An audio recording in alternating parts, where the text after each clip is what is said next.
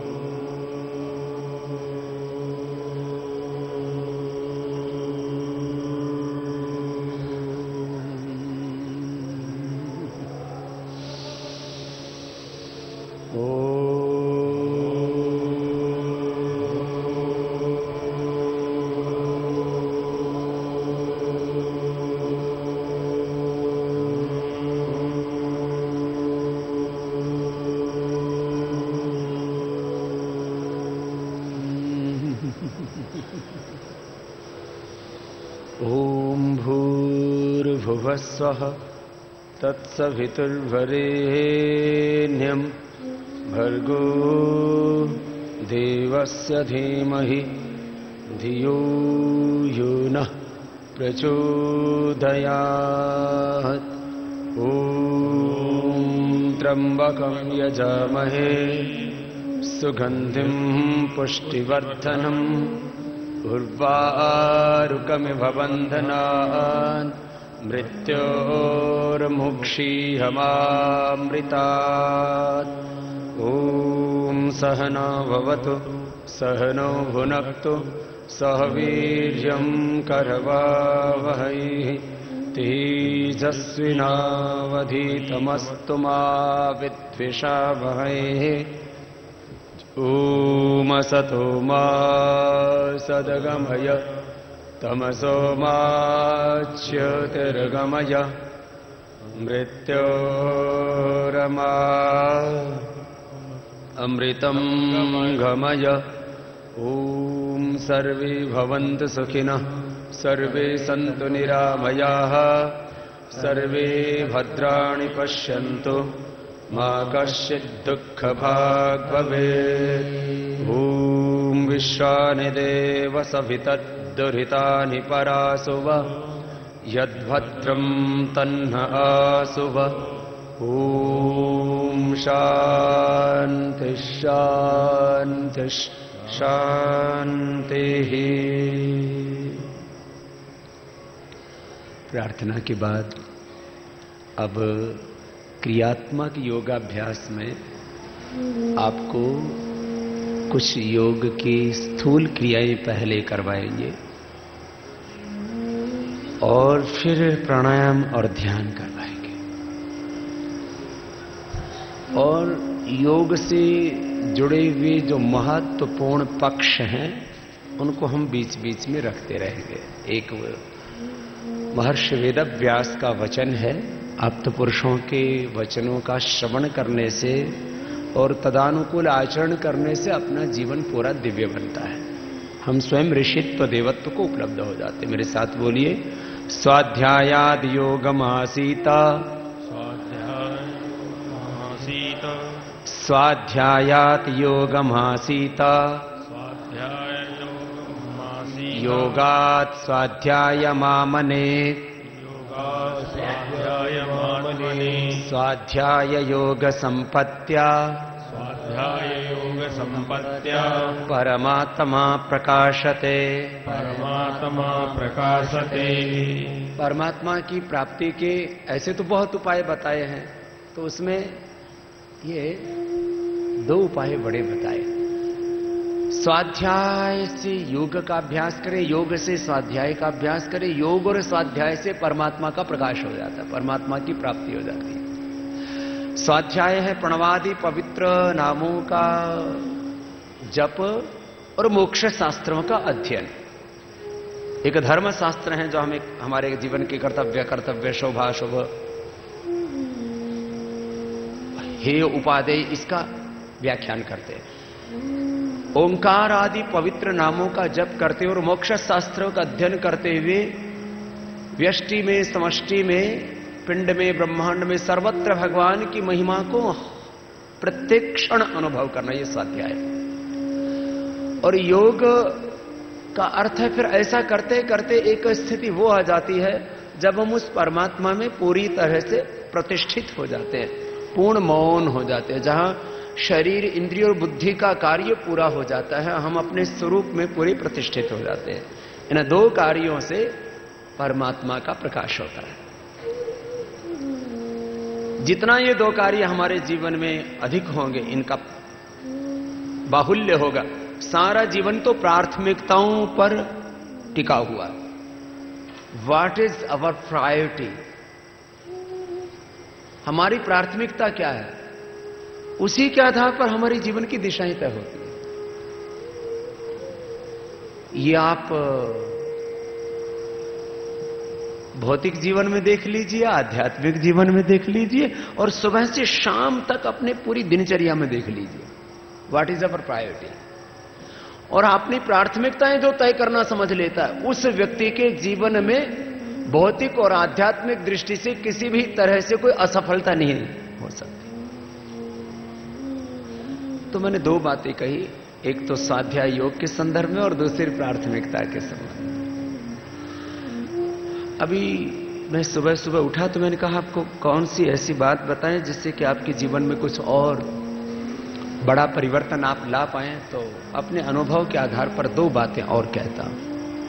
हमें 5 चीजें जीवन में महान बनाती हैं। मेरे साथ बोलिए। कल मैंने कुछ बातें कही थी आपको।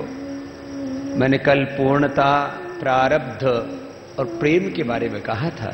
उन्हीं को शब्दांतर से दूसरी तरह से कहा। एक है प्रारब्ध, शब्द बोलिए, क्या बोला? पुरुषार्थ, वातावरण, प्रशिक्षण, प्रशिक्षण।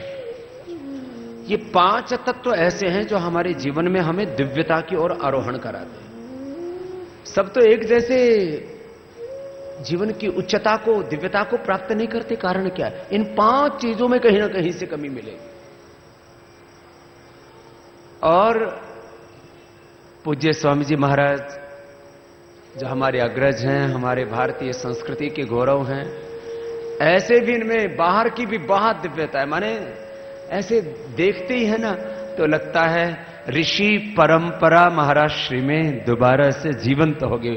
वह ऋषियों का वर्तमान हमारी सत्य सनातन आर्य वैदिक हिंदू संस्कृति के वर्तमान है, प्रत्यक्ष रूप है। देखो, जब तक कोई आंखों से नहीं दिखती है ना बात, कोई आंखों से नहीं दिखता है ना सत्य, तब तक कुछ सत्य में हमारी दृढ़ता नहीं होती है। एक शास्त्रों द्वारा प्रोक्त सत्य है, शास्त्रों के द्वारा कहा हुआ सत्य एक उस सत्य का जीवंत रूप होता है। तो हमारे पूज्य महाराज श्री हमारे गौतम, कणाद, जैमिनी, पाणिनि, पतंजलि, महर्षि दयानंद, स्वामी विवेकानंद, उस ऋषियों की परंपरा के वर्तमान। और आज कितना बड़ा सौभाग्य है, एक तरफ हमारे जोना पीठाधीश्वर परमहंस, हमारे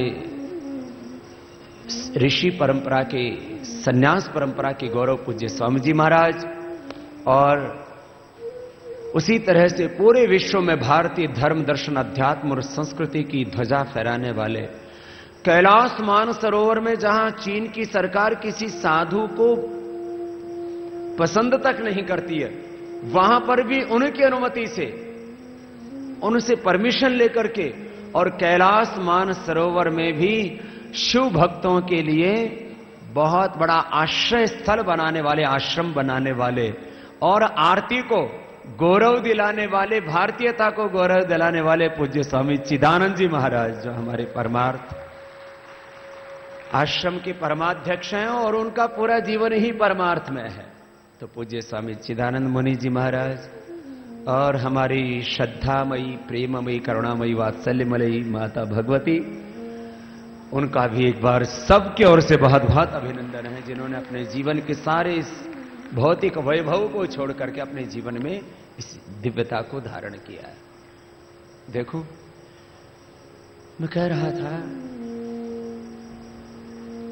यहां अब ये सुबह सुबह कुछ बातें ना अंदर उतर जाएं।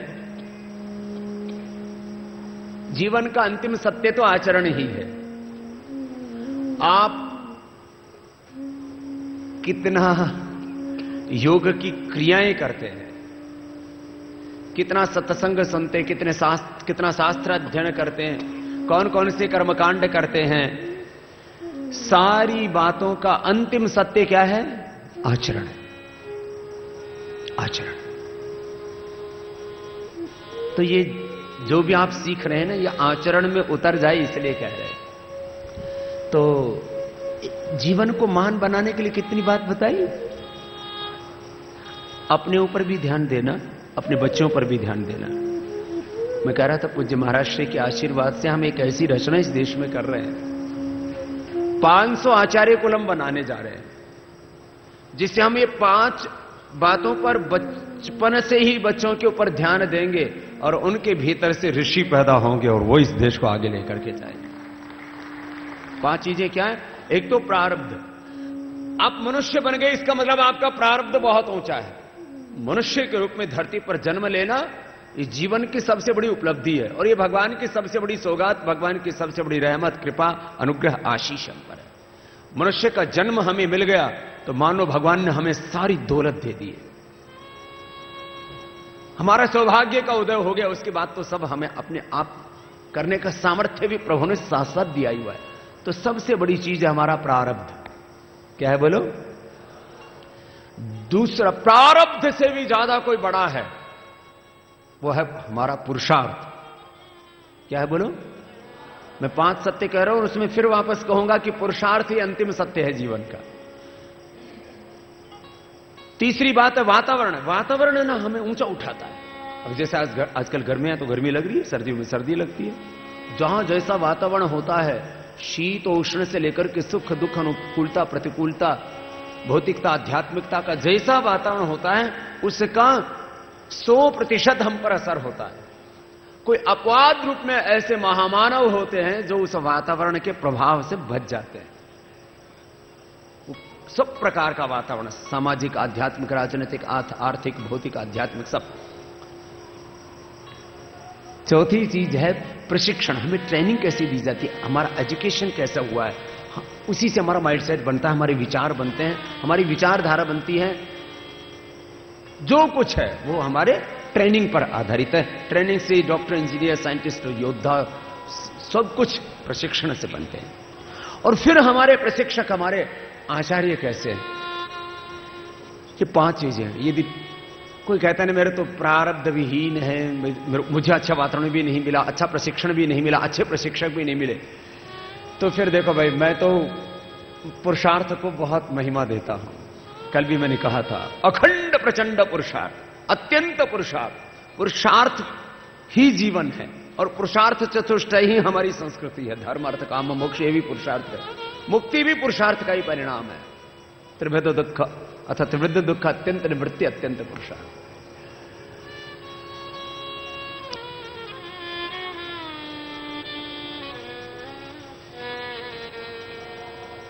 7 चीजें हमें प्रारब्ध से मिलती है। जो पुनर्जन्म को नहीं मानते, वैसे तो इतनी घटनाएं हो चुकी हैं और हर समय घटनाएं घटित होती रहती है देश और दुनिया में, जिससे कि पूर्व जन्म में व्यक्ति क्या था, उसका नाम क्या था, उसके संबंध किस किस से थे, और वो हमारे सामने एक नहीं हजारों घटनाएं आ चुकी हैं। और मुझे तो एक रत्ती भर भी इसमें कोई संशय नहीं है, कोई कंफ्यूजन नहीं है। आपको भी देखो, एक शरीर, स्वस्थ शरीर, सबल शरीर, दूसरा प्रज्ञावान मस्तिष्क, ये सबका एक जैसा नहीं है। अब जैसे महाराज जी का प्रारब्ध हमसे भी ज्यादा श्रेष्ठ है, इसलिए देखो इनमें हमसे भी ज्यादा दिव्यता है। हमने तो टेढ़ा मेढ़ा जैसा शरीर मिला उसी को साध करके गुजारा कर लिया। ऐसा ही दिव्य शरीर जिसमें कोई रोग नहीं, प्रज्ञावान मस्तिष्क, ये दूसरी भगवान की विभूति और ये प्रारब्ध से मिलता है। तीसरा सत्य में अखंड निष्ठा, एक क्षण के लिए भी गुरु में, शास्त्र में, सत्य में, स्वधर्म में, भगवान में हमारी निष्ठा टूटे नहीं, ये तीसरी बात। चौथा उत्साह, एक क्षण के लिए भी निराशा न आए जीवन में। कृतम में दक्षिणे हस्ते जयो में सव्य आहिता अहम इंद्रो न पराजिज्ञे अग्नि अस्मि जन्मना जात वेदा घृतम में जक्ष अमृतम महासन अर्क स्थितात् रस्सो विमान दस्रो घर्म रस्म नाम। उत्साह, उत्साह ऐसे लबालब भरे हुए, एक क्षण के लिए भी जीवन में निराशा न आए, ये चौथी चीज है। और 5वीं चीज है फिर वही पुरुषार्थ। उत्साह से पुरुषार्थ में कार्य सिद्धि सत्वे भवति महतामनोपकरण।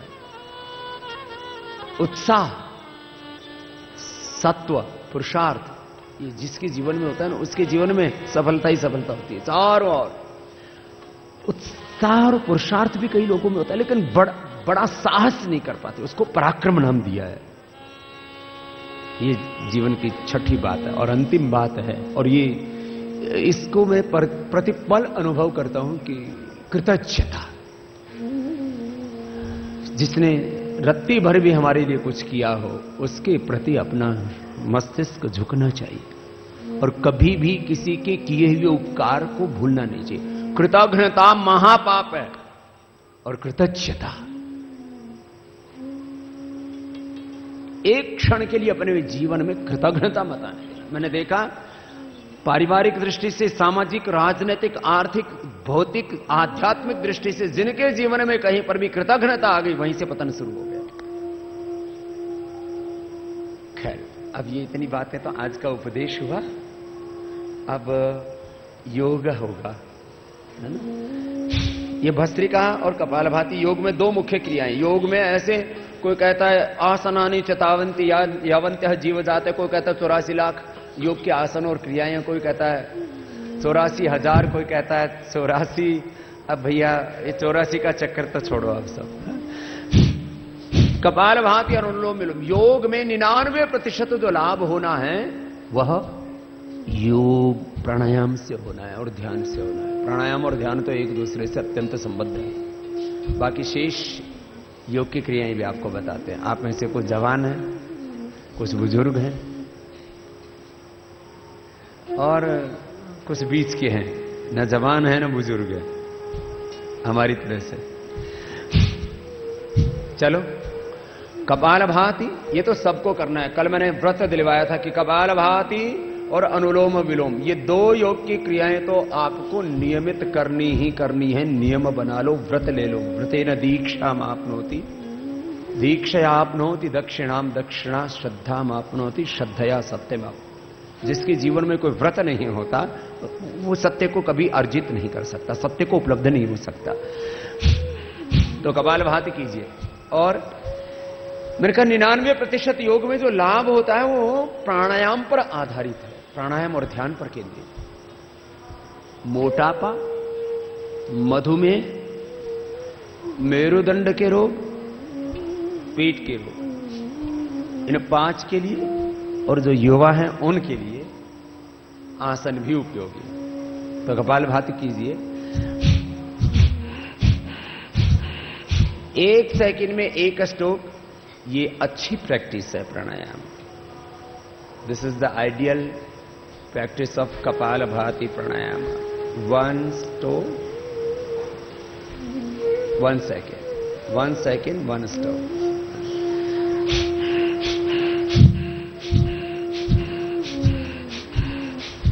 अब जो युवा है, देखो युवा के लिए कोई नियम नहीं है। इसका मतलब वो जीवन में सात्विकता का नियम तो है। माने जैसे ना योग में इतना धीरे करना, ऐसे करना, वो तो कितना ही तीव्रता से करे। आयुर्वेद में वात पित्त कफ वालों को ये खाना चाहिए, ये नहीं खाना चाहिए। फिर बोले युवा के लिए कोई जो है ये आहार आदि के विशेष नियम नहीं है। उसके जितना सामर्थ्य उतना खाना चाहिए उसको। कोई उसमें बोले जिसमें अत्यंत बल है। अब तो कपालभाति भी आप जो युवा हो ऐसे कर सकते हैं।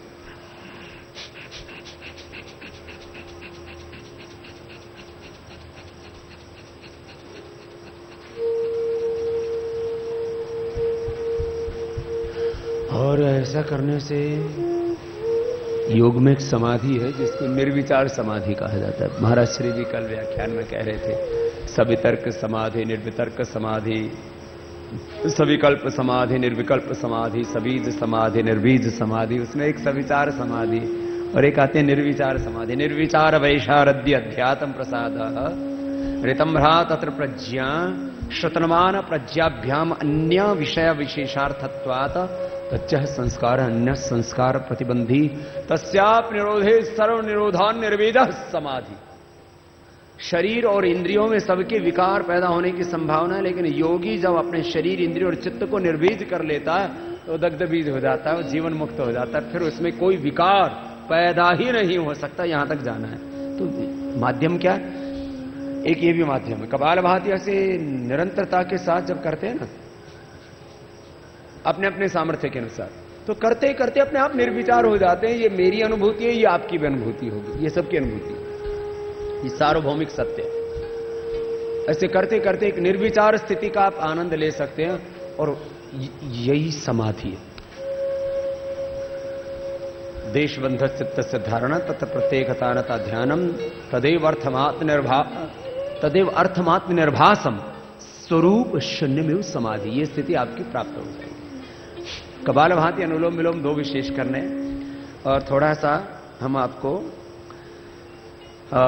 योग वाला जो थोड़ा दूसरा पक्ष है, स्थूल क्रियाओं वाला। हर एक में 2 पक्ष होते हैं। एक बहिरंग है योग है ये, एक दूसरा अंतरंग योग है। अंतरंग योग तो प्राणायाम ध्यान से उपलब्ध होगा आपको। अब ये बहिरंग योग में कुछ योग की क्रियाएं हैं, उनको थोड़ा बता देते हैं। कल भी बताया था, आज थोड़ा संकेत दोबारा से कर रहे हैं। तो कपालभाति करते रहिए। और बहिरंग योग में बहुत रुचि है लोगों की। जो क्रिया प्रधान होता है उसमें अक्सर मन थोड़ा जल्दी टिक जाता है। तो जो थोड़े सबल हैं वो मेरे साथ कर लेना, और जिनकी उम्र 50 के आसपास है या उससे ऊपर है तो कपालभाति कर लेना। तो जो जवान है वो मेरे साथ कर सकते हैं। जैसे सूर्य नमस्कार,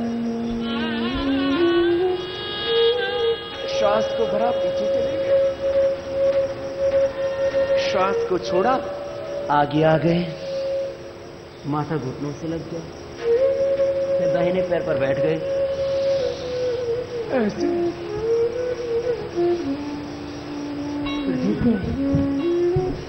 फिर ऐसे उठ गए, खड़े होकर के। या कोई तमाशा थोड़ी देखने आए हो, कर लो जैसे बाबा कर रहा है। फिर बीच में उठे, फिर बायां पैर आगे, फिर दाहिना आगे, फिर ऐसे और ऐसे। फिर से एक बार देखिए, श्वास अंदर भर के हाथ पीछे, श्वास बाहर छोड़ के आगे, फिर दाहिने पैर पर बैठ गए, फिर दाहिने फिर झुका, फिर उठ गए सामने से, फिर बायां पैर आगे, फिर दाहिना, फिर हाथ ऐसे पीछे, फिर दोनों हाथ सामने। अब इसको आप कितनी बार कर सकते हो? इसको आप 25-50 बार से लेकर के 100 बार तक कर सकते हो, तो आपका पूरा शरीर एकदम साधा हुआ हो जाए। अब अगला अभ्यास कराते हैं, जवानों के लिए, जिनको जंघाओं को, भुजाओं को बहुत खूबसूरत बनाना है ना। वेद का मंत्र बोलिए, अस्मा भवतु नस्तनोः। बोलो, अस्मा भवतु नस्तनोः। वेद भगवान कहते हैं हमारे शरीर वज्र की तरह होने चाहिए। बलम उपास, बोलिए, बल की उपासना करो। नायम आत्मा बलहीन न लभ्या। चलो अगला अभ्यास। अब सुंदर बनना है ना आपको, ऐसे पूरी ताकत ऐसे लगाओ, श्वास भर के ऐसे ऐसे टाइट कर दें पूरे शरीर को। कहीं जिम जाने की जरूरत नहीं। तीसरा ऐसे ऐसे 5-5, 10-10 बार कर लेना रोज, एक श्वास में एक अभ्यास से। ये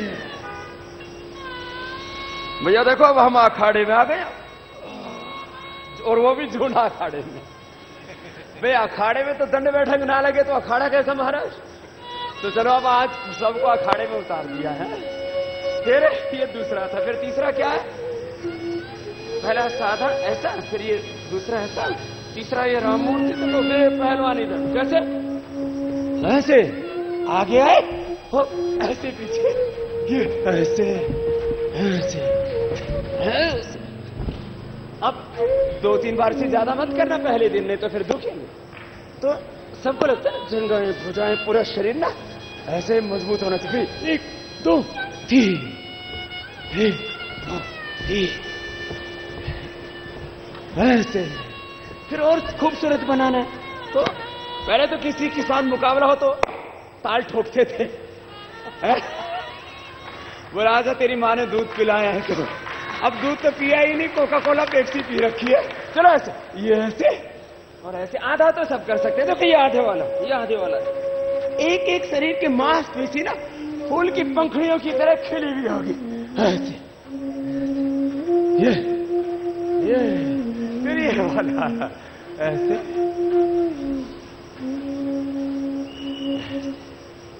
सबको बहुत बलवान होना चाहिए, गृहस्थ हो या सन्यासी। वैसे गृहस्थ को तो सन्यासी से भी ज्यादा बलवान होना चाहिए।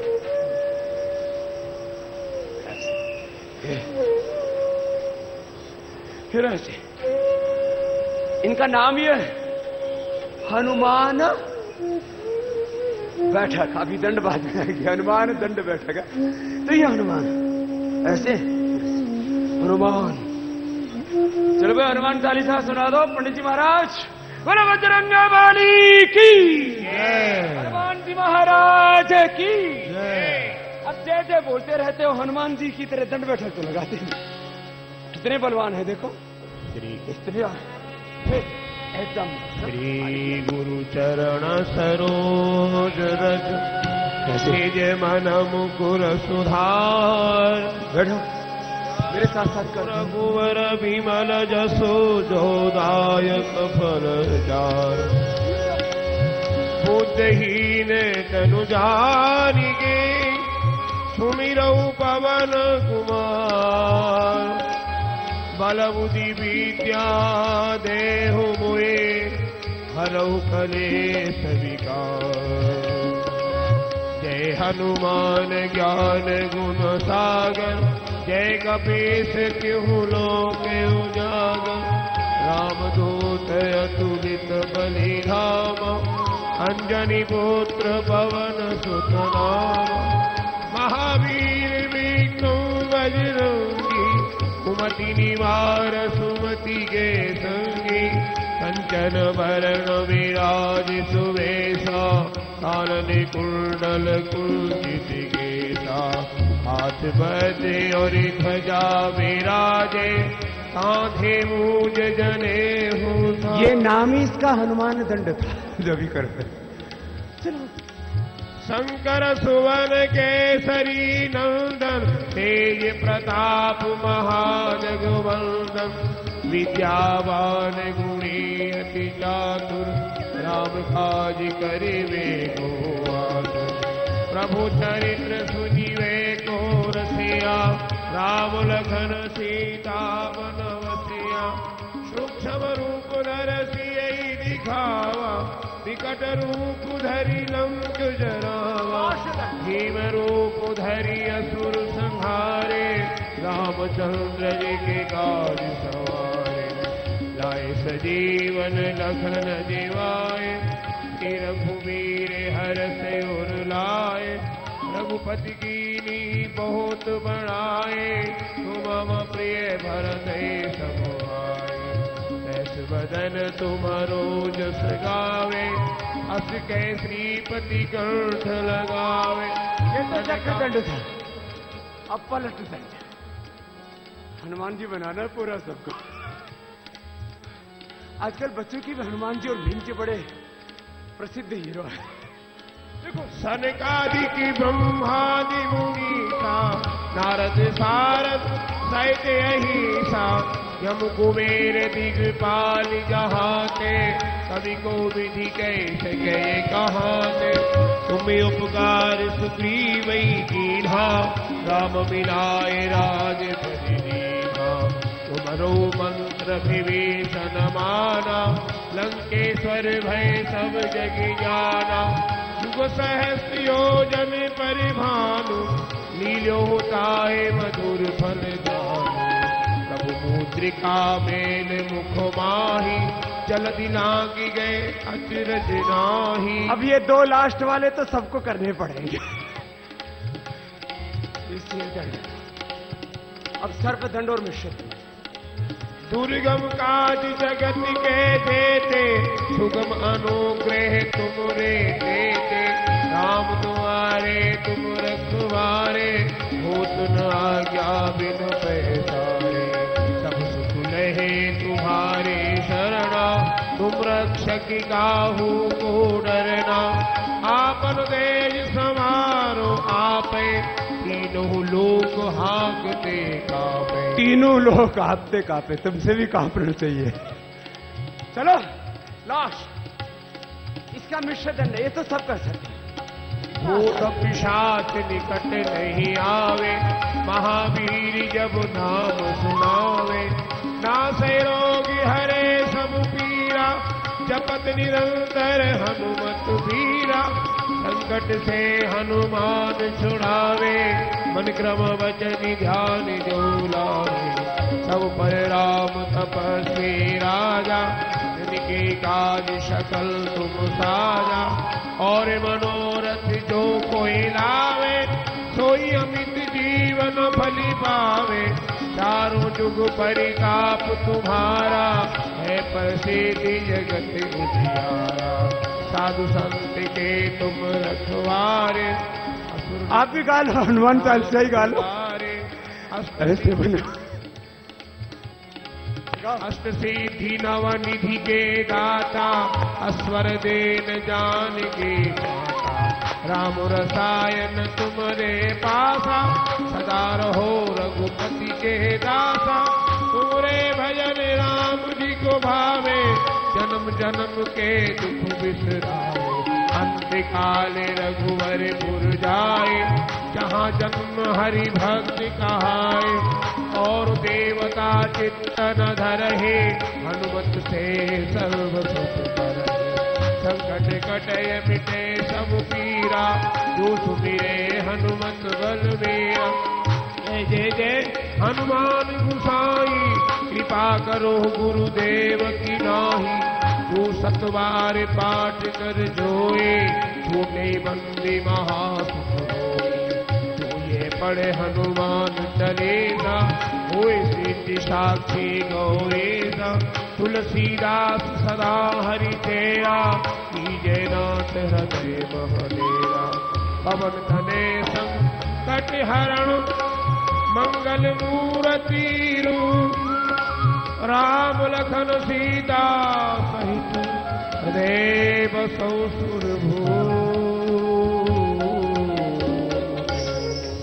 बोलिए हनुमान जी महाराज की जय। मर्यादा पुरुषोत्तम श्री रामचंद्र की जय। योगेश्वर श्री कृष्ण चंद्र की जय। तो सुबह उठ करके ऐसे अपने महापुरुषों को स्मरण करो। और जैसा वो जीते थे ऐसे खुद जियो। ये एक चरण हुआ, अब अगले चरण में ले चलते हैं। अभी पंजाब प्रांत के बीजेपी के अध्यक्ष बने हैं, दलित परिवार में पैदा हुए हैं, पल्लेदारी करके यहां तक पहुंचे हैं। पूज्य महाराज श्री का आशीर्वाद लेने के लिए आए। एक बार जोरदार अभिनंदन भाई विजय सांपला जी का, जो होशियारपुर से सांसद भी हैं। और महाराज जी हिंदुस्तान में और दुबई तक में जाकर के पल्लेदारी की, अपने हाथों से सारा, जो कहते हैं ना ये आदमी तो भाई जो है ये मतलब समाज में जिनको ऐसा समझा जाता है कि कुछ नहीं कर सकता, तो आदमी पुरुषार्थ करे। तो मैंने कहा ना, भगवान और सारी दैवी शक्तियां भी उसको आशीर्वाद देती हैं। तो सबकी ओर से बहुत बहुत आशीर्वाद है भाई विजय सांपला जी को। और राज्य मंत्री भी हैं केंद्र सरकार में भी, पूज्य मुनि जी महाराज जी का भी आशीर्वाद ले रहे हैं। तो आज अखाड़े में आपको अखाड़े वाला योग करवाया पहले। तो अब आपको अगला योगाभ्यास का क्रम, जिसमें आपको कल बताया था ना, मोटापा कम करने वाले योगाभ्यास, फिर मेरुदंड के लिए योगाभ्यास, मधुमेह के लिए योगाभ्यास, ये सारे योगाभ्यास होंगे। थोड़ा कपालभाति कर लो आप। कपालभाति तो बहुत अच्छा करते हो आप।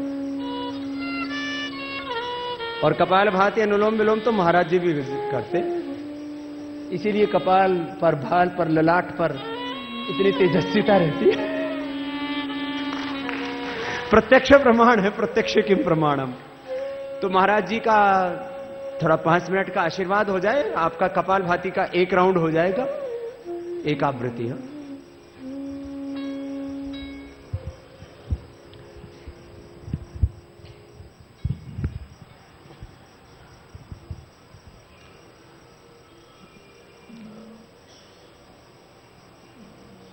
भारत की यह भोर, जिसमें पूज्य योग ऋषि स्वामी रामदेव जी महाराज का यह पुरुषार्थ, जो अत्यंत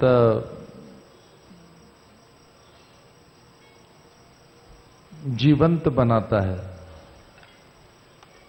ऐसी इस जीवंतता में जहां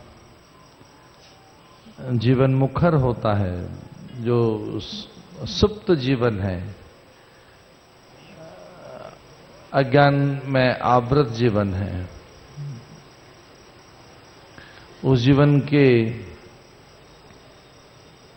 जागरण के लिए यह सारी क्रियाएं हैं। जीवन जागृति के लिए, जीवन में चैतन्यता है। सूर्योदय से लगभग 2 घंटे 24 मिनट पहले का काल अमृत काल कहता है, इसे ब्रह्म मुहूर्त कहते हैं। और जैसे ही सूरज की पहली किरण धरती को छूती है, उसे प्रातः काल कहते हैं। लेकिन प्रातः काल से पूर्व और निशांत के बीच का काल, निशा का अंत और प्रातः का प्रारंभ, उसके बीच का काल जो 2 घंटे 24 मिनट का काल है, उसे ब्रह्म मुहूर्त कहा गया। लगभग 2.5 घंटे। प्रातः काल के बाद पूर्वाह्न काल, पूर्वाह्न काल के बाद मध्याह्न, फिर अपराह्न, फिर संध्या काल। संध्या और रात्रि के बीच में भी एक और काल है, उसका नाम है प्रदोष काल। और फिर रात्रि के बाद यानी वो निशा और निशा का अंत। तो जब निशांत होता है, निशा का अंत होता है, उस समय शैया त्याग देनी चाहिए। उस समय शैया पे न रहें हम, बिस्तर पर न रहें हम।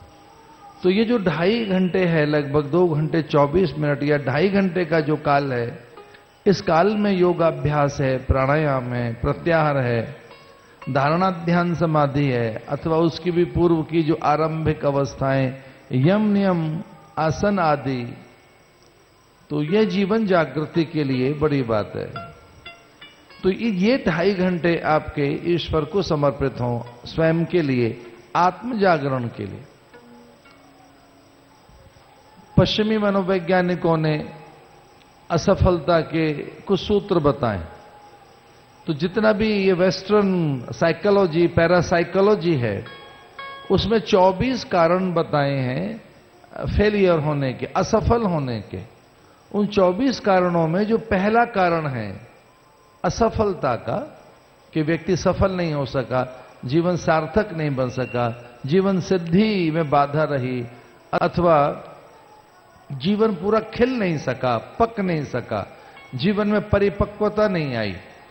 तो जो महाराज जी कल पूर्णता की बात कर रहे थे, तो जीवन में जो वननेस है, पूर्णता है, वो पूर्णता नहीं आ सकेगी इस एक कारण से, अगर वो है तो जीवन की असफलता के 24 कारण बताए, और उनमें पहला जो मुख्य कारण है वो है प्रातःकाल में न जगना। तो जो 2 घंटे 24 मिनट का जो काल है, इसमें आप सोए हुए हैं और सूर्य का अभिनंदन नहीं कर रहे हैं, तो ये असफल रहेगा जीवन। ये वेस्टर्न वर्ल्ड ने, पश्चिमी मनोवैज्ञानिकों ने जो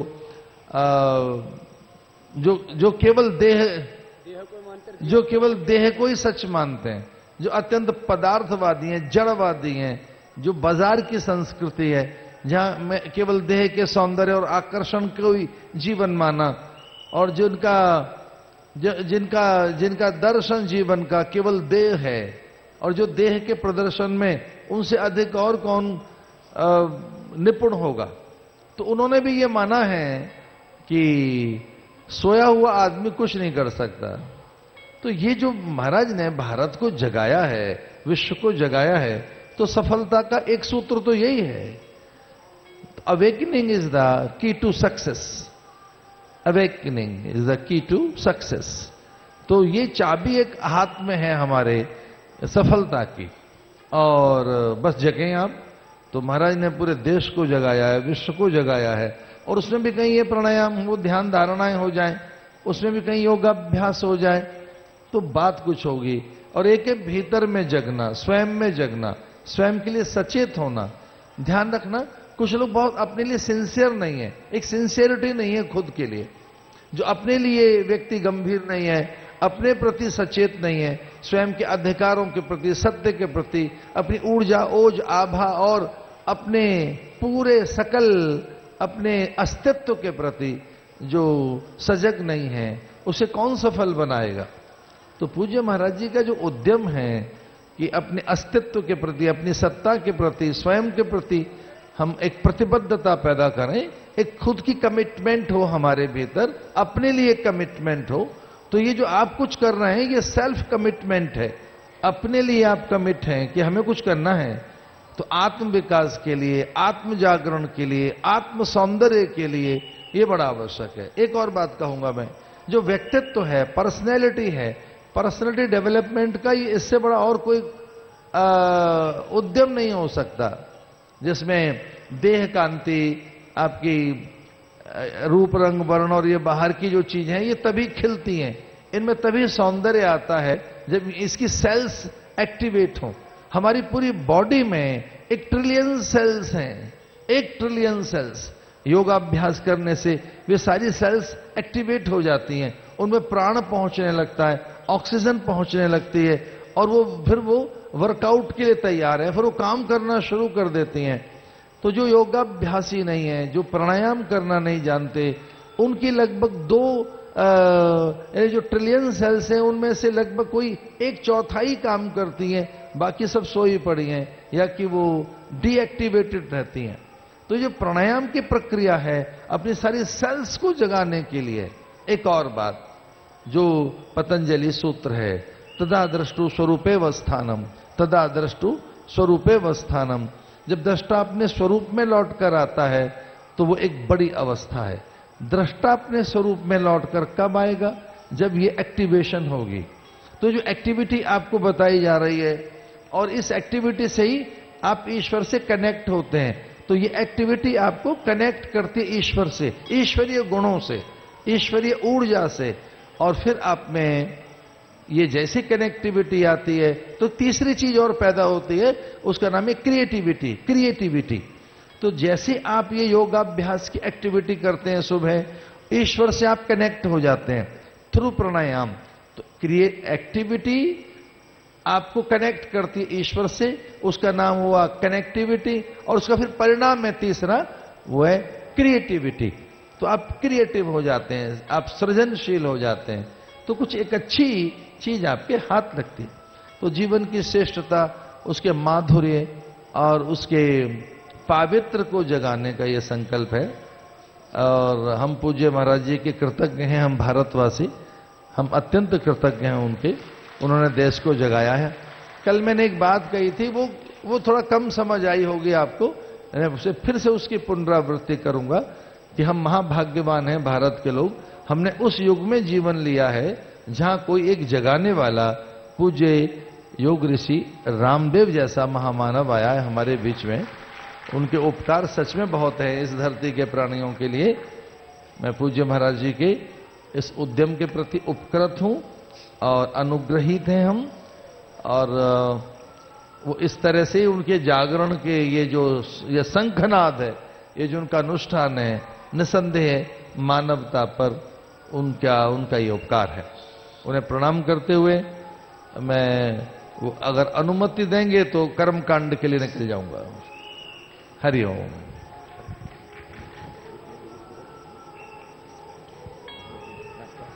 महाराज जी का भी एक बार सबकी ओर से पुनः बहुत बहुत वंदन, अभिनंदन, प्रणाम। पूज्य महाराज श्री मुझे बहुत स्नेह करते हैं, और जहां अत्यंत स्नेह होता है, प्रीति होती है, अनन्य भाव होता है, फिर अपना ही स्वरूप उसमें दिखता है। तो महाराज श्री जितनी अनुशंसा, प्रशंसा, जितनी महिमा वो मेरी गा रहे थे, तो वो सारी महिमा उन्हीं को समर्पित है, क्योंकि उनको अपना ही रूप में मुझ में दिख रहा था। तो दरअसल उन्हीं की महिमा थी जो वो मुझे सुना रहे थे। वो हमारे इस सन्यास के पुरोधा हैं, वो स्वयं जागरण के पुरोधा हैं, और उनकी अत्यंत प्रीति है हम पर। बहुत बातें बताई, एक बात बता के फिर पूरा प्राणायाम ध्यान का अभ्यास कराएंगे। फिर आज आपको सारा जो आसनों का अभ्यास है वो भी अंत में कराएंगे। सब मेरे साथ बोलिए, प्रीति पूर्वक धर्मानुसार यथा योग्य विवेकपूर्ण एवं न्यायपूर्ण व्यवहार आचरण व पुरुषार्थ ही जीवन का सत्य है। अब ये 5 शब्द और बता दिए आपको। व्यवहार को लेकर के बहुत कंफ्यूजन्स। और एक बात मैं सुनता हूं अक्सर, कई लोगों के मुख से मैं सुनता हूं, पर ये आदमी व्यवहारिक नहीं है, इसको व्यवहार नहीं आता है।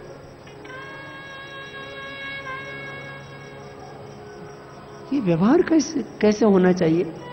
इसके 5 शब्द बोले, कैसा होना चाहिए व्यवहार, बोलो क्या शब्द था? अभी तो बोला आपने, प्रीतिपूर्वक। कैसा होना चाहिए व्यवहार, बोलो। और प्रीति का सबसे बड़ा केंद्र क्या है? सब में एक सच्चिदानंद परमात्मा का दर्शन। मृत्यु हो स मृत्युम आपनोति ये नाना एव इह पश्यति यस्तु सर्वाणि भूतानि आत्मा एव भूत विजानतः तत्र को मोहः कः शोकः एकत्वम् अनुपश्यत। जो पूज्य चिदानंद जी महाराज जी में आत्मा है, जो श्रद्धामयी भगवती जी में आत्मा है, जो भाई विजय सांपला जी में, हमारे प्रिय स्वामी गणेशानंद जी में, आप सब श्रद्धामयी माताओं में, पिता तुल्य बुजुर्गों में, और हमारे आत्मज इन बच्चों में जो आत्मा है, वो हम सबका एक ही सर्वात्मा है, एक ही सच्चिदानंद आत्मा। सब हम सब जीवों में, सब जीवात्माओं में एक ही सच्चिदानंद परमात्मा का प्रकाश है। सब उसी की ज्योति से, उसी के प्रकाश से, उसी के आलोक से ज्योतिर्मय प्रकाशित आलोकित। तो जब सब में एक भगवान का दर्शन होगा तो सबसे क्या होगी बोलो? प्रीति। मैं जिस मां ने जन्म दिया उसको ऐसे ही प्रेम करता हूं कि ये मेरे भगवान का मूर्त रूप है। पिता से, गुरु से और आप सबसे। मैं आपको एक बहुत रहस्य की बात बताता हूं। मैं जब तक कोई दूसरे मंदिर में या किसी देवस्थान में लेकर के ना जाए मैं खुद नहीं जाता। इसका मतलब यह नहीं कि मैं कोई मंदिर में जाना मुझे अप्रीतिकर है, ऐसा नहीं है। मैंने क्या स्वीकार कर लिया, ऐसा हो गया कि मुझे सारे ही स्वरूपों में भगवान का रूप दिखता है, इसलिए कहीं जाने की जरूरत कहां रहेगी। पानी में मीन प्यासी रे मोहे सुन सुन आवत हासी, आत्म ज्ञान बिना नर भटके कोई मथुरा कोई काशी। जैसे मृगा नाभि कस्तूरी बन बन फिरत उदासी, जाको ध्यान धरे विधि हरि हर मुनिजन सहस 88। सो तेरे घट माही विराजे परम पुरुष अविनाशी है। हाजिर के ही दूर बतावे दूर की बात निराशी, कहे कबीर सुनो भाई साधो गुरु बिन भ्रम न जासी। रे मोहे सुन सुनिया आनंद स्रोत बह रहा पर तू उदास है, अचरज है जल में रह के भी मछली को प्यास है।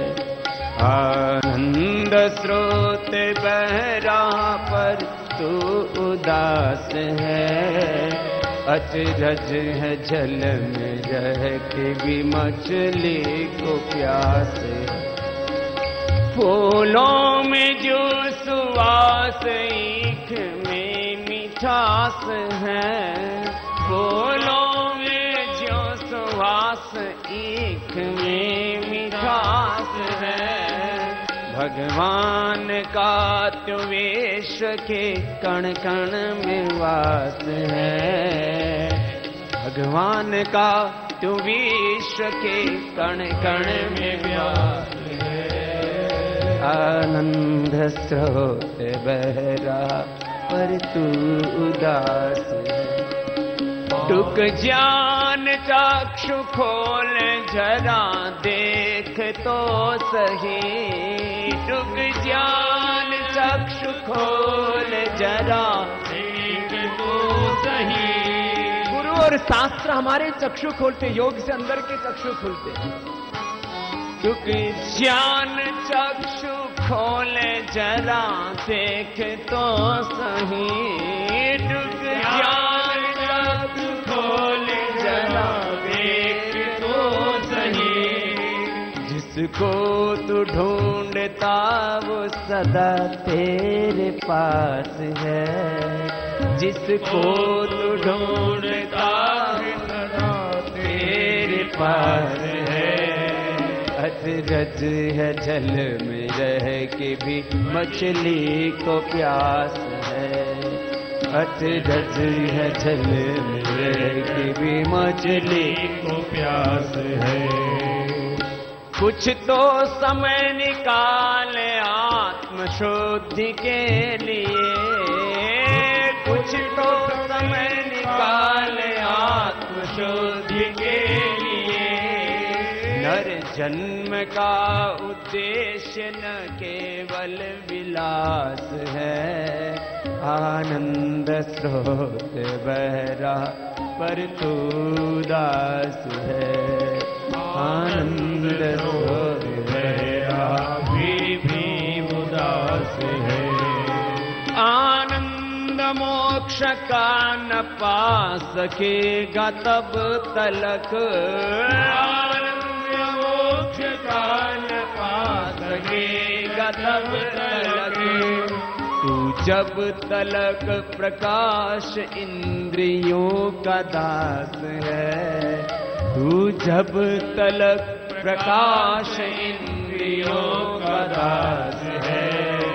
अचरज है जल में रह के भी मछली को प्यास है। आनंद स्रोत बह रहा पर तू उदास है। अचरज है जल में रह के भी मछली को प्यास है। अब बताओ, पानी में रह करके पानी में मीन पियासी रे मोहे सुन सुने आवत हासी। चलो पैर सामने खोल लो, थोड़ा रिलैक्स हो जाओ। रोज सूक्ष्म व्यायाम और प्राणायाम बस इतना ही कर लेना, तुम्हारा उद्धार हो जाएगा। शरीर, इंद्रियां, चित्त निर्मल हो जाएंगे। देखो रोज इतना ही कर लेना। बोले बाबा कितना? कम से कम इतना, कम से कम सूक्ष्म व्यायाम और प्राणायाम। चलो आगे पीछे दबा लो, इतना ही कर लेना। तो शरीर, इंद्रियों और चित्त की पराधीनताओं से, दुर्बलताओं से, कमजोरियों से मुक्त हो जाओगे। बोले बाबा जी मुक्त कर दो। अच्छा, मुक्त में तुम्हें कोई जंजीरों से बंधे हो, रस्सी से बंधे हो कि तुम्हारी जंजीर खोल दें, जा हो गया मुक्त? जैसे कुत्तों को बांध के रखते हैं, गधों को बांध के रखते हैं, घोड़ों को बांध के रखते हैं, क्या तुम कोई जानवरों की तरह बंधे हुए हो जंजीरों से? तुम बाहर के रस्सियों से नहीं बंधे हुए हो। ये शरीर, इंद्रिय और मन की अज्ञानता की रस्सी से बंधे हुए हो, अविवेक की रस्सी से बंधे हो। रस्सी कट गई तो मुक्त हो गए, अभी हो जाओ। मैं तो कहता हूं ना, अभी नहीं तो कभी नहीं। आज तुमको मुक्त करके जाना है। कुंभ में आए हो ना, सारे पापों से मुक्ति के लिए आए हो। अच्छा, पाप भी इतने होशियार होते हैं, क्षिप्रा के तट पर तुम जाते हो और जैसे कपड़े उतार के रखते हो तो पापों में छिप जाते हैं। जब वापस आते हो तो फिर तुम्हारे साथ चल देते। इसलिए जब तक भीतर से स्नान नहीं होगा ना, इसलिए मैंने कहा था संकल्प पूर्वक स्नान करो कि अब एक तरफ भी पापों की ओर पग नहीं धरना। गोल गोल घुमाओ। दाता तेरे सुमिरन का वरदान जो मिल जाए, मुरझाई कली दिल की एक आन में खिल जाए। दाता तेरे सुमिरन का, सुनते हैं तेरी रहमत, दिन रात बरसती है। सुनते हैं तेरी रहमत, दिन रात बरसती है। एक बूंद जो मिल जाए, तकदीर बदल जाए। एक बूंद जो मिल जाए, तकदीर बदल जाए।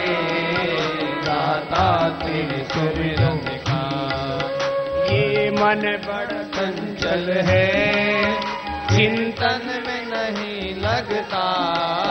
ये मन बड़ा चंचल है, चिंतन में नहीं लगता।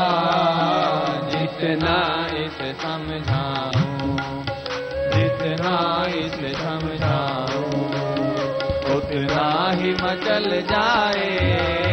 दाता तेरे सुमिरन का वरदान जो मिल जाए, मुरझाई कली दिल की एक आन में खिल जाए। दाता तेरे सुमिरन का। और बटरफ्लाई कर लो, कितने सरल सरल हैं। और भजन जो सुना रहे हो उसको सुन भी लेना अंदर से। देवत्व के फूलों से दामन को मेरे भर दो। देवत्व के फूलों से दामन को मेरे भर दो। जीवन ये सुगंधित हो। बहुत दुर्गंध भरी पड़ी है भीतर।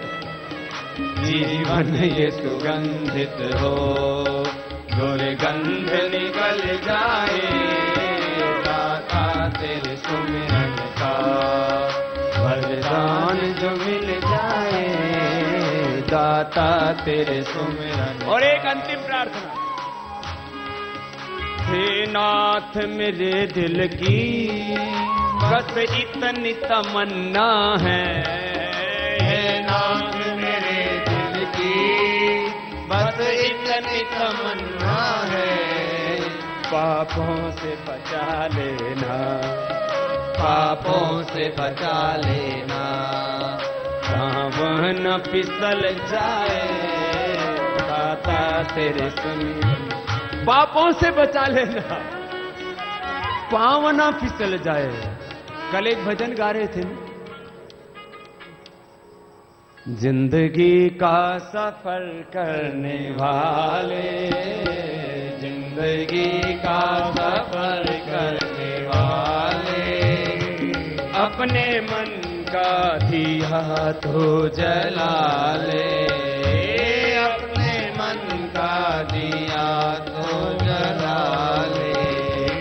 रात लंबी है गहरा अंधेरा, रात लंबी है गहरा अंधेरा, कौन जाने कहाँ हो सवेरा, कौन जाने कहाँ हो सवेरा। तू है अनजान मंजिल का राही, तू है अनजान मंजिल का राही, चलते रहना ही है काम तेरा, चलते रहना ही है काम तेरा। रोशनी से जगर जगमगा ले, रोशनी से जगर जगमगा ले, अपने मन का दिया तो जला ले, अपने मन का दिया तो जला ले। सोनी सोनी ये मंजिल की राहें, सोनी सोनी ये मंजिल की राहें। श्री अरविंद ने एक पूरा इसके ऊपर व्याख्यान लिखा, पथ का विधान ऐसा ही है। उसमें बहुत कांटे हैं, बहुत प्रतिकूलताएं हैं, बहुत संकट है, बहुत संघर्ष है, बहुत उतार चढ़ाव है। सोनी सोनी ये मंजिल की राहें, सोनी सोनी ये मंजिल की राहें, चूमना तेरे कदमों को चाहे, चूमना तेरे कदमों को चाहे। गहन वन में कहीं खो न जाना, गहन वन में कहीं खो न जाना, भटक जाए न तेरी निगाहें, भटक जाए न तेरी निगाहें। बोलो बाबा जी आप ये क्या गा रहे हो? ये सबके मन की बात गा रहा हूँ। जब बात गड़बड़ हो जाती है तो कहते हैं क्या करें जी, मन फिसल गया था, मन में लालच आ गया था। गहन वन में कहीं खो न जाना, गहन वन में कहीं खो न जाना, भटक जाए न तेरी निगाहें। हर कदम सोचे कर तू उठा ले, हर कदम सोचे कर तू उठा ले, अपने मन का दिया तो जला। आइए आप गाइए। जिंदगी का सफर करने वाले, जिंदगी का सफर करने वाले, अपने मन का दिया तो जला ले।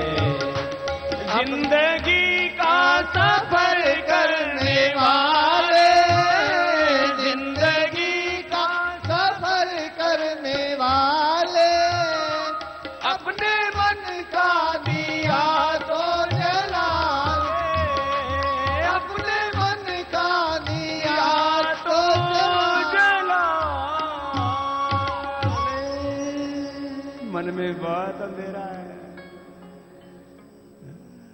और बाहर दीपक जलाते रहते हैं, खुश होते रहते हैं। मैंने भगवान का दिया जलाया था, तेरा दिया बुझा पड़ा है। भीतर का भी जला ले, भगवान के यहां तो उजाला ही उजाला है। ये तो बाहर दीप इसलिए जलाते हैं कि तो अपने के अंधेरे को मिटाने के लिए सजग हो। तुम भगवान के मंदिर में उजाला करने वाले कौन होते हो? वहां तो सदा ही प्रकाश है। न तत्र सूर्यो भाति न चंद्र तारकम कुतो अग्नि तमेव भांत भाति सर्वम तस्य भासा इदम सर्वम विभाति। तो भस्त्री का प्राणायाम करना, कपाल भाति करना, आपका अंतर दीप जलेगा।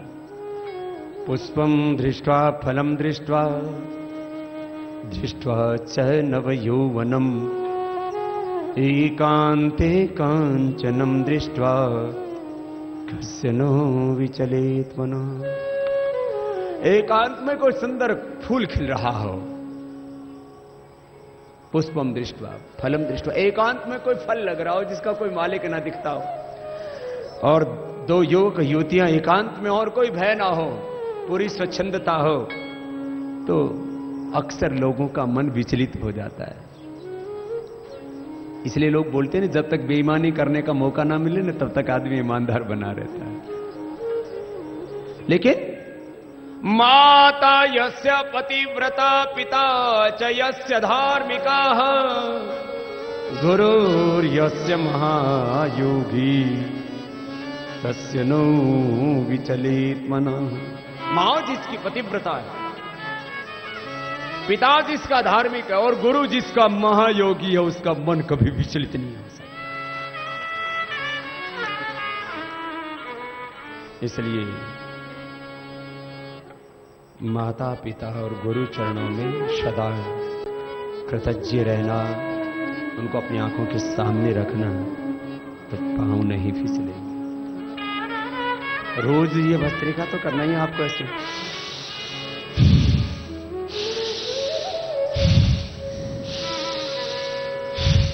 5 मिनट ऐसे भस्त्रिका। और जो जवान है तो थोड़ा तेजी से कर लो। देखो जिनको उच्च रक्तचाप, हृदय रोग, हर्निया, कमर में दर्द, कमजोरी है तो धीरे धीरे करना, शेष ऐसे तेजी से भी कर सकते हो।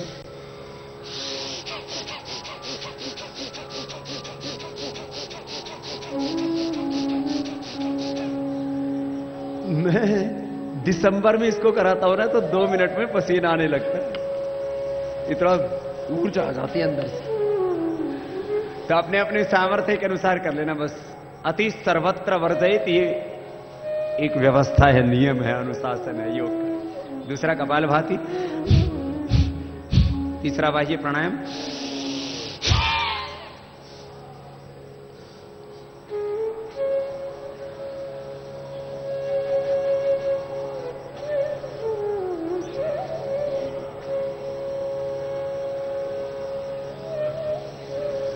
भस्त्रिका कपालभाति के बाद ये बाह्य प्राणायाम बहुत अच्छा है, जिनसे जितना बन पाए उतना कर लेना। ज्वालेंद्र बंध, उद्यान बंध, मूल बंध, 3 बंध लग जाते हैं इसमें।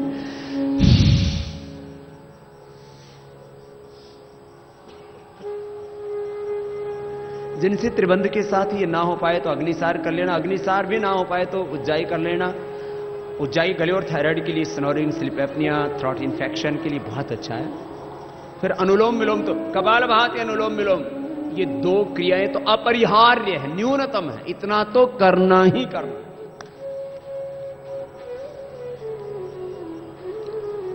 पिछली बार के कुंभ में यहां पर हमारी श्रद्धामयी बहन बोलो, मां बोलो, जो भी उनके लिए बोलो, सब कम है। इन्होंने एक बात कही कि हम अपने जीवन और जगत को सुरक्षित देखना चाहते हैं, तो हमारे शास्त्रों में एक बात कही है अपरिग्रह की। आज इन्वायरमेंट के लिए लाखों करोड़ों आवाजें उठ रही हैं चारों तरफ से, कैसे बचेगा इन्वायरमेंट? और ये जो भोगवाद, ये है क्या? ये भी मुझे मिल जाए, वो भी मुझे मिल जाए, सारा आधिपत्य मैं पालूं। लेकिन हमारे ऋषियों ने कहा नहीं, ये ठीक नहीं है। तो क्या है? क्या इसके बिना भी मेरा गुजारा हो सकता है? हर बारे में ये सोचो, क्या इसके बिना भी मेरा गुजारा हो सकता है? तो आप न्यूनतम पर आ जाएंगे, अपरिग्रह पर आ जाएंगे। आपकी भी सुरक्षा होगी और इस प्रकृति की भी सुरक्षा होगी। जैसे 200 करोड़ वर्षों तक अपने पुरखों ने इस प्रकृति को बचा के रखा, ऐसे हम भी आने वाली पीढ़ियों के लिए प्रकृति को सुरक्षित छोड़ करके जा सकेंगे। हर बारे में सोचो, क्या इसके बिना भी मेरा गुजारा हो सकता है? तो वो तो भोग के बारे में होगी, योग के बारे में भी ये बात है।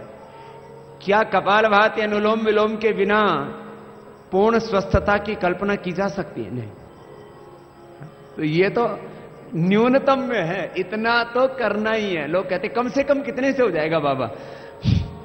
कम से कम ये और ये। चलो उज्जाई कर लो थोड़ा सा।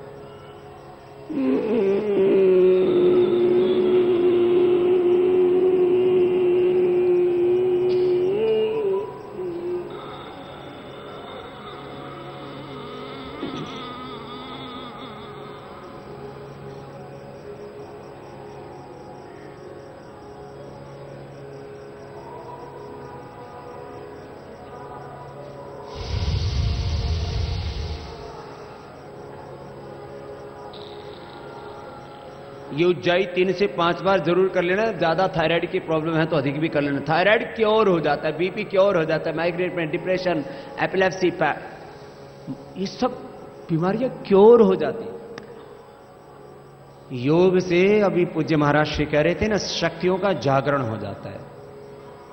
1 से 5% ही हम अपनी बौद्धिक और शारीरिक शक्तियों को उपयोग कर पाते हैं, एक्टिवेट कर पाते हैं। 95 से 99% हमारी शारीरिक शक्ति, हमारा बौद्धिक सामर्थ्य, आत्मिक सामर्थ्य सुप्त रहता है, जागरण हो जाता है योग से। कुंडलिनी जागरण हो जाता है योग से।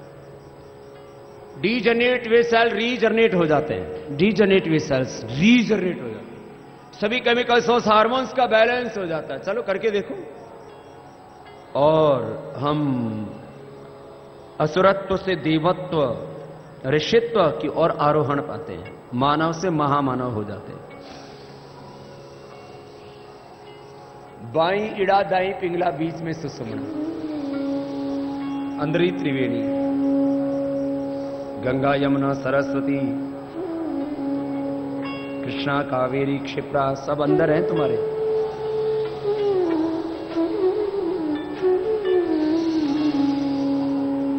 अंदर ही ब्रह्मपुत्र बह रही है।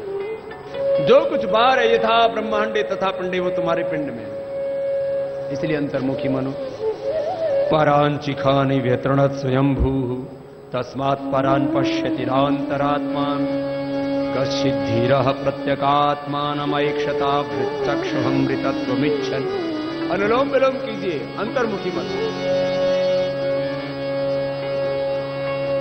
सब शास्त्र, सब संत यही तो गा रहे हैं, अंदर अंदर उतरो। भीतर की पट खोल रे तो गुप्पी।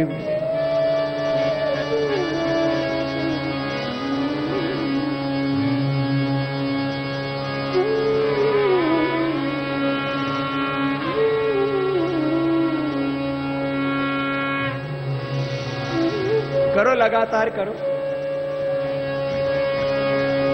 लय के साथ करो, आनंद से देखो, बहुत आनंद आएगा आपको। करते करते ना अंदर के पट खुल जाएंगे और तुम्हें भीतर से ही तुम्हारा भगवान मिल जाएगा।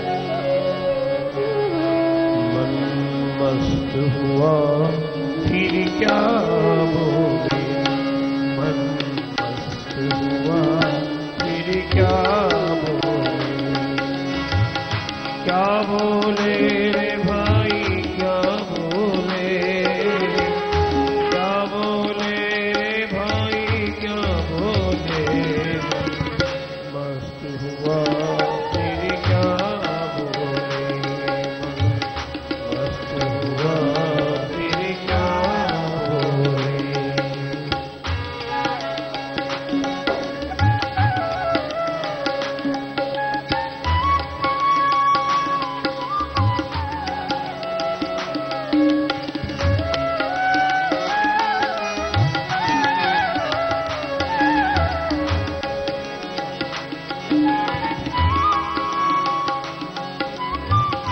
हल्की थी तब चढ़ी तराजू, हल्की थी तब चढ़ी तराजू, हल्की थी तब चढ़ी तराजू, हल्की थी तब चढ़ी तराजू। पूरी हुई फिर क्या तोल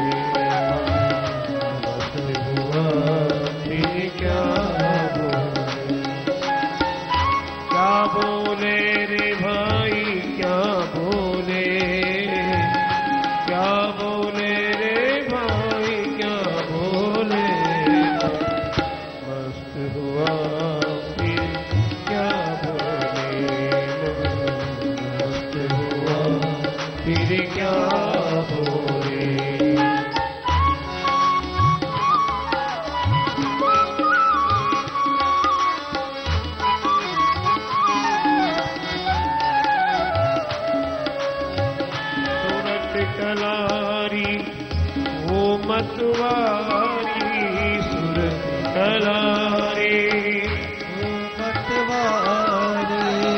सुरति कलारी वो मतवारी मधुआ पी गई बिन बोले मधुआ पी गई बिन बोले मस्त हुआ फिर क्या बोले मस्त हुआ फिर क्या बोले रे भाई क्या बोले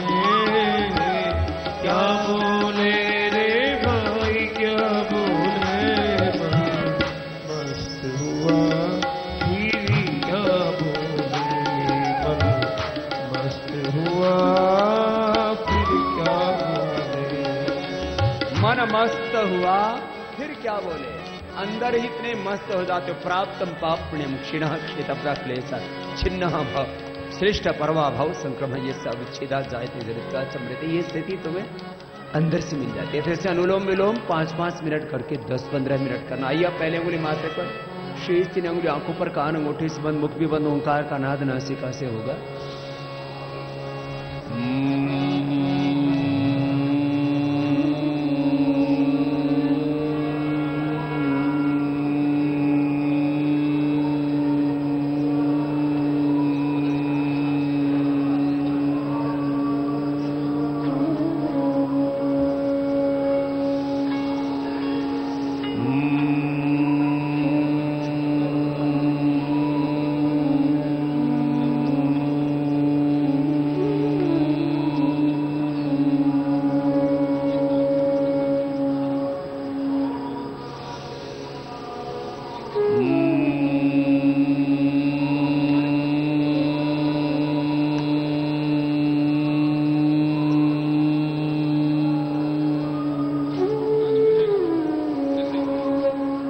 भ्रामरी के बाद उद्गीत।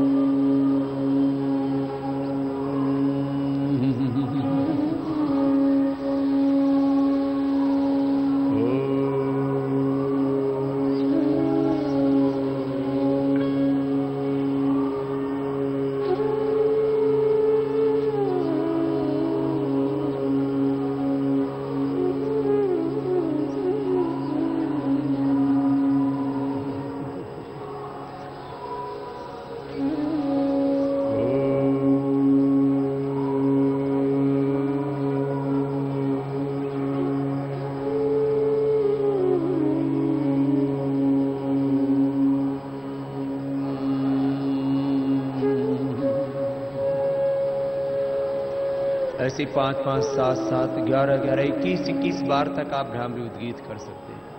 और फिर चाहे 2-3 मिनट का ही ध्यान कर लेना। यहां से शुरू करके फिर आप धीरे धीरे ध्यान का समय बढ़ा लेना। सब मेरे साथ मिलके बोलिए, ध्यान इस बात का करना है। सब मेरे साथ बोलेंगे, मैं ईश्वर की संतान हूं, मैं ऋषि ऋषिकाओं की संतान हूं। मेरा आचरण भगवान के विधान, ऋषियों के विधान के अनुरूप ही होगा। बस इतना ध्यान रहे कि मैं भगवान की संतान हूं, मैं ऋषियों की संतान हूं। जैसे भगवान की संतान को जीना चाहिए, ऋषियों की संतान को जीना चाहिए। जैसे ऋषि जीते थे वैसे मैं जीऊंगा। बस ये ध्यान रहे 24 घंटा। तो 1-2 मिनट का नहीं, 24 घंटे का आपका ध्यान हो जाएगा। दोनों हाथों को उठाइए, आंखों पर रख लीजिए। ये इतना सा योग, प्राणायाम, ध्यान सबको करना है। आज यहां योग हुआ, कल से कार्ष्णी पीठ में पूज्य स्वामी गोरक्षानंद जी महाराज जी के सानिध्य में जो कैंप चल रहा है वहां हम योग कराएंगे 5 बजे से। आज शाम को हम कोशिश करेंगे, अभी हम लखनऊ जा रहे हैं, फिर शाम को भी प्रयास करेंगे आपके बीच आने का। आते रहेंगे आपके बीच। क्योंकि आप तो हमारे हैं और आज से नहीं, सनातन काल से आप हमारे हो और हम आपके। आज हमारे बहुत ही प्रिय संत पूज्य स्वामी ज्ञानानंद जी महाराज जी, जो अक्सर आप हमारे साथ देखते हैं, गीता मनीषी बहुत प्यारे संत हैं। आज उनका जन्मदिन भी है, उनको भी हमारी बहुत बहुत शुभकामनाएं हैं। अभी थोड़ी देर बाद में उनको मिलकर के बधाई दे देंगे, इसलिए हमने बधाई दी। संत जितना लंबा जिएंगे, जितने लंबे समय तक हमारे बीच में रहेंगे, उनकी उपस्थिति, उनका दर्शन, उनका होना ही हमारे लिए बहुत बड़ी उपलब्धि होती है। तो एक बार फिर से पूज्य स्वामी ज्ञानानंद जी महाराज जी को भी बहुत बहुत बधाई। वो दीर्घायुष्य हो उनका, और वह ऐसे ही गीता का ज्ञान सब तक पहुंचाते रहें, सबको मार्गदर्शन देते रहें, और जैसे गीता में भगवान कृष्ण का उपदेश है वैसे हम सब जीते रहें।